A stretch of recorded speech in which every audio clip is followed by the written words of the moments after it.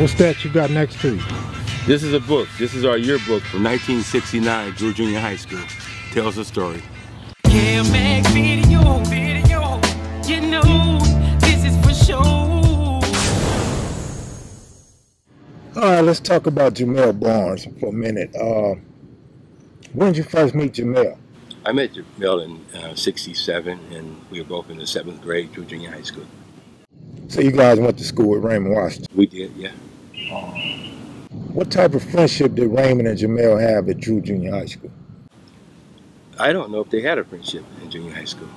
What was your friendship like with Jimel? It was a good friendship. It was a close friendship. We grew very fond of each other. We played basketball together, homeroom basketball. Jimel was a good track runner, sprinter. I ran the distance, so we ran track together, flag football together. Jimel always wanted to start a weight training program. His weights was always his thing. He wanted me to be part of that. So we had a real close. I liked Jimel. He was my friend. If I remember correctly, Purvis said he used to get bullied a lot. Is that true? That is true. Jimel had a deep voice, and I think that draw all kind of attention to him. Plus, by lifting weights, he always walked like most guys did, that they was really, really swole.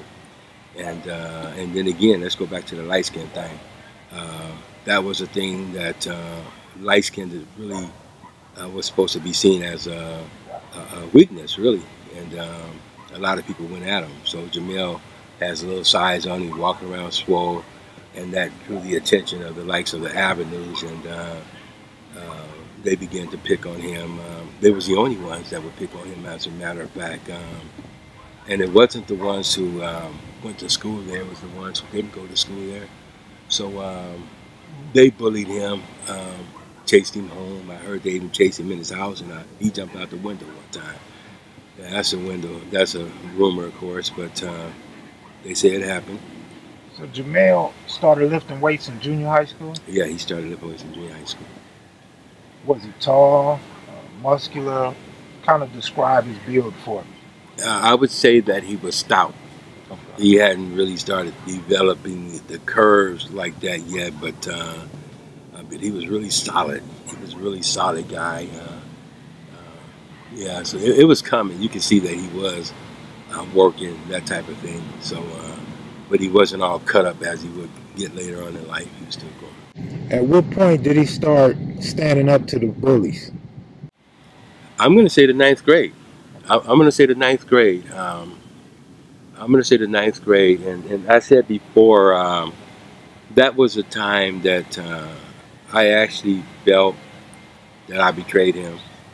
He and I got really close, and I lived what they call across the tracks in what is called Bishop neighborhood today, and that was then called the Beach Boys, and we were larger than the Avenues, and we went all the way into the Jordan Down projects at that time. Alfred, Ray, Lil Ernest, Cave, Man, Ricky, and all those guys was our buddies. So if something went down, we had half the project, so we had the Avenues outnumbered at least 3-1 if something went down. I'm Willie Lavender's little brother. Had I walked home with Jimel, it had put those Avenues in a different situation that was bothering him. Are we going to jump Willie Lavender's brother and cause a possible war with the Beach Boys? I don't think so. At the same time, what was our connection with the Avenue leadership? Munson and my brother was real close. Raymond Barnes was like a brother to us. Teddy Bear, who was the other leader of the Avenues, was like my brother. So I think those who would have tried to jump me or fought me would have had to answer to Avenues as well. Did your brother Willie run with the Slausons ever? Willie ran with the businessman.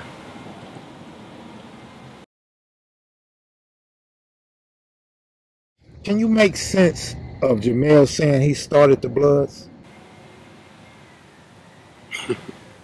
Well, I would say this. For a long time, we know that Jimel was having a mental thing. So that's nothing new. So back in the day, he wasn't saying that? No. When did you become aware that he had joined the Crips? I want to say in 71 or late 70.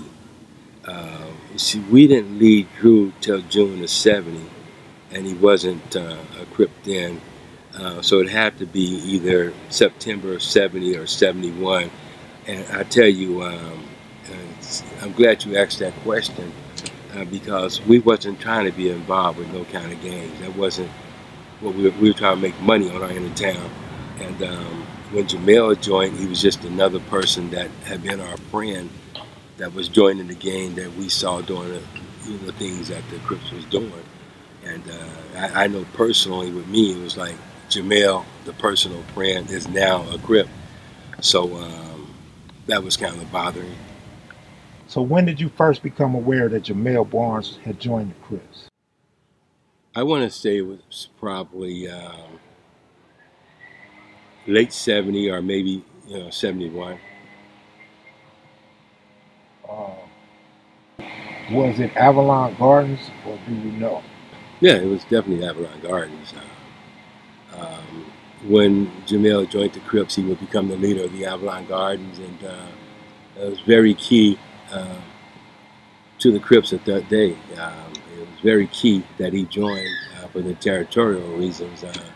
Jimel, by joining the Crips, was the first Crips on the east side to cross over Manchester, which is the same street, of course, as Firestone. So he expanded their territory, but a big problem because now it put them face to face with the enemy of the Crips, which now would be the Walnuts.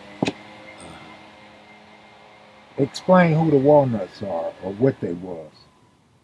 Most of them lived on Wall Street, and they were a non-Crip gang. Uh, Big John Seals was one of their key players. They also shared the same park called Green Meadows with Avalon Gardens. And in the early days, they battled for that park, and it was almost like us in the East Side Crips with Raymond there. We also shared the same park, and yeah, it's kind of crazy because guys grew up in the same swimming pool, and now they're fighting each other at the same swimming pool. It's crazy, man. So why would Jimel join the Crips instead of the Walnuts? They were closer in proximity. I don't know why he would join. I know is if I was going to write a book about Jimel, I would title it "Forced to Fight." I know all he went through at Drew Junior High School, and I've been chased and picked on, and then he went to Fremont, and then I know for a fact that he started having problems with the Crips at Fremont, and then he became part of them. So, yeah. What type of problems? Well, I know Raymond started putting pressure on him. I know him and Raymond had a couple incidents, um, different stories. They threw a jacket over Jamel's head one day. Him and Raymond's gonna fight. They threw a jacket over his head, and he's fighting his way out that jacket, and they all laughing and backed off of him, and so we ain't tripping off you, man. So, Yeah, I heard that story. There's another story they hmm. stole on Raymond and ran. You heard that one? Oh yeah, oh yeah, that's one. I wasn't there, but we had a lot of homies went to Fremont, and some say Jimel did hit Raymond and run. You know, So how long did you guys stay friends? Are you still friends to this day? yeah, I hadn't talked to Jimel personally in a long time. On one of the channels, I inboxed him and he hollered back, and that was it. But even in his days as being a Crip, I remember at Centinela Park, him and Tookie and a lot of other guys was walking with their shirts off, and our little crew was up there playing softball. We wasn't. I don't even know if we were bishops then or not, but Jimel looked over there, saw me, broke away from the pack, came and shook and embraced me. No matter where we were, we gonna shake hands. And if I'm with my crew, he with his crew, uh, it's okay. We okay. Was Jamel like one of the leaders? Did you view him as a man in leadership or tag along? Jimel was in leadership, no doubt. He was a leader of the Avalon Garden Crips. He was a leader of them. He brought the Crips across Manchester. Whether his crew was 75 or 100, they then walked around Fremont High School.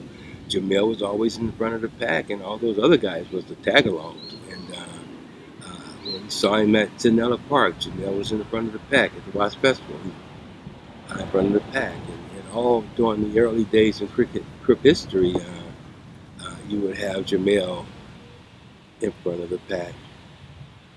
So had you guys became Bloods before you retired, do you think you and Jimel would still be friends? Oh yeah, we don't. I would never let a name of a gang come between a genuine friendship. Well, you still like an uncle to his son, is that right? Actually, his son and Bulldog's son are cousins to my best friend's son, and whenever we give a function, they come. And I always tell Jamel's son about his father when he acts. He hears so much negative stuff about his father. I always tell him our days in junior high school and the fun that we had playing together, nose running together as little kids. Yeah. Was Jimel a ladies' man? Jimel had his, I would say, taste and choice. I think. Come on, Jim, a light-skinned brother with a big afro and muscles back then, man. Yeah, I tell you this, Gal. He has Zerelda Neal, and I'd have been a hot dough now for her. And then he had Diane Yates. That's where he was shot at in Avenue territory, and no doubt she had to be one of the cutest girls that ever walked South Central. So Jimel had no problem with no females, that's for sure. Do you know any other original Avalon Garden Crips? I knew Wolf. Where's Wolf at now? I don't know any of those guys. Ron, Greg, I don't know. I didn't really hang around over there in the garden. Scarchi and all those guys, so I don't know where they are. Is there anything you would like to say to Jimel or his family or even to his critics? To his critics, I would say yes. I think we have to understand something. When a person has a mental problem, they become blind to a lot of things. Mental is a form of blindness. Jimel said some terrible things and even misquoting things about the beginning of Crips, and he said a lot of stuff that I know for a fact is not true. But I also know that he's in a mental state. I know he was in a mental state when he said what he said about you. And I think that, even when a person commits a mass murder, they're not tried and put to death because you cannot put a mental person to death. But yet, with the Crip family, Jimel has been sentenced to death and have parted themselves away from him. And I just want you guys to really think about something. You guys are talking about a guy that has a mental problem that was once your friend, once my friend. I'm going to stick by him, man. I would hope that any friend of mine, if I begin to have any type of breakdown, I would hope that that they would stick by me. And so what's your view on Crips blackballing him from the history of the Crips? I think when you do something like that, you only blackball yourselves. If you want true history, you have to have Jimel in there.